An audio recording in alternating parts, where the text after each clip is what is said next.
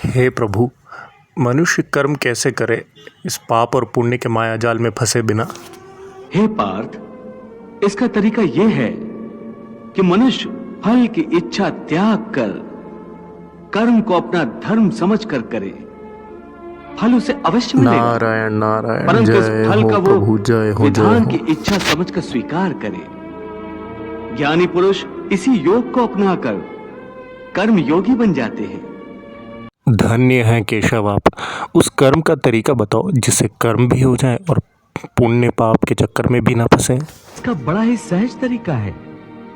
तुम कर्म फल में आसक्ति मत रखो। ये कैसे होगा प्रभु? फल प्राप्ति की इच्छा तो हर कोई करता है, परंतु क्या इच्छा करने से मनुष्य को फल की प्राप्ति होती है? नहीं अर्जुन, क्योंकि फल तो प्रारब्ध के हाथ में है। और जो भी मनुष्य फल प्राप्ति की इच्छा करता है, उसका मन फल के बारे में सोचकर अपने कर्म और कर्तव्य से विचलित हो जाता है और उसे वो फल प्राप्त नहीं होता जिसकी उसने इच्छा की थी। पार्थ, मनुष्य केवल कर्म कर सकता है, फल कदापि मनुष्य के अधीन नहीं है।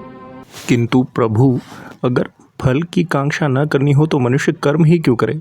क्योंकि हर कर्म का अंतिम इच्छा तो फल प्राप्ति ही है। इस कर्तव्य पालन के लिए आवश्यक कर्म करना। परंतु केशव, फल की प्राप्ति की कांक्षा किए बिना मनुष्य कर्म निरत कैसे रहेगा? कर्म से वो अपना मन कैसे फल न की इच्छा हटा न पाए? रहेगी तो मनुष्य कर्म ही क्यों करेगा? हे अर्जुन, जो साधारण मनुष्य फल की इच्छा से ही कर्म में प्रवृत्त होते हैं, वो सुख दुख आदि के चक्र में फंस जाते हैं। उनकी मन शांति नष्ट हो जाती है।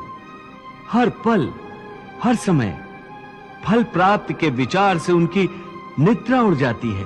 धन्य है प्रभु आप।